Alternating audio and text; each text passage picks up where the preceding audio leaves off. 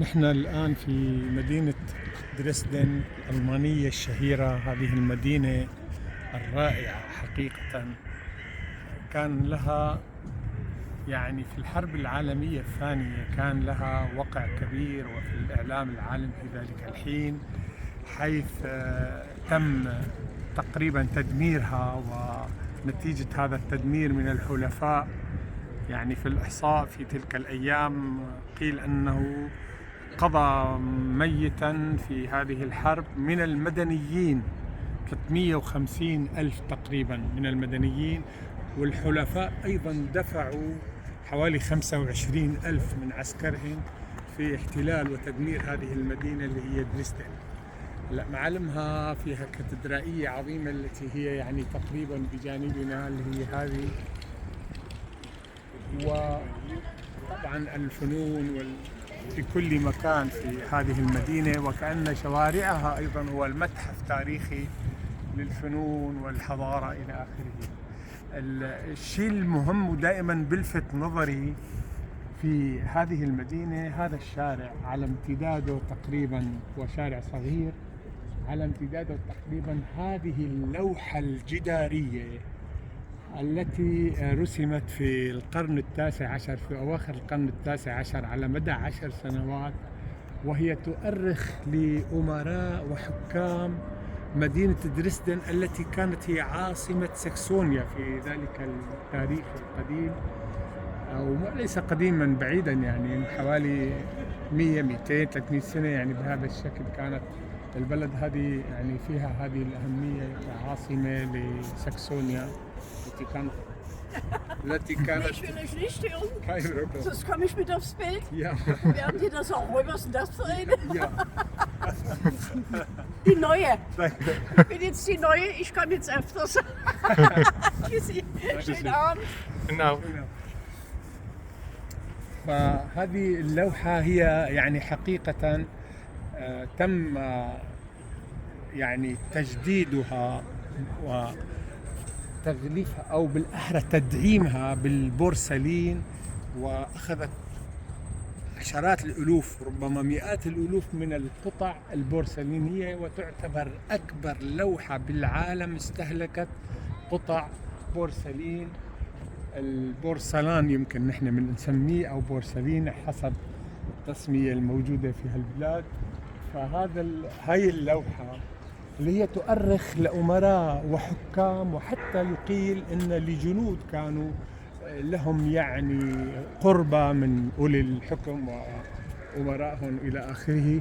هاي اللوحة التي أصبحت من معالم هذه المدينة، ويقال أنها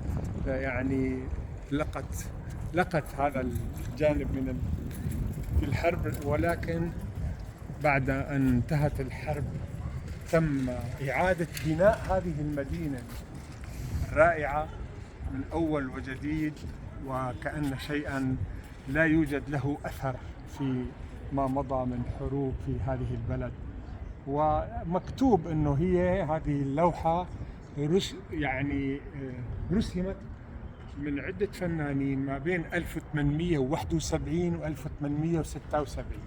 هنا موجود تاريخ لما حطوا تاريخ انتهائها 1876، وحاطين طبعا باللغة الألمانية في ذلك الوقت كيف كانت تكتب في ذلك الوقت، وحتى حاطين رموز للرسامين في بعض المحلات على هذه الجدارية الرائعة التي تعتبر من أكبر الجداريات في العالم. هذا حقيقة، طبعا مع التدعيم ما فوقها وما تحتها وما حولها من إطارات، كله بهذا البورسلين وحسب قدرة الفنانين في ذلك الوقت وفنونهم. تعتبر حقيقة تحفة من التحف الفنية التي تفتخر فيها دريسدن، وألمانيا بكليتها تفتخر بهذه اللوحة. ولا يوجد من الألمان من يعني عرفتهم وسألتهم عن هذه اللوحة إلا وأشعر بأنه يحمر وجهه هيك افتخارا، يعني أنه هو من بلاد صنعت مثل هذه اللوحة يعني بهذا الشكل. هذه هي الحقيقة. فنكمل معا مواصلة إلى أن نصل إلى نهاية هذه الجدارية الرائعة كما يعني يطلقون عليها. Silbermann oben. Ist ja bekannt. Ich gehe immer zum Konzert in der Tour. Hat mit dem Glauben nichts zu tun. Aber ich weiß es noch nicht.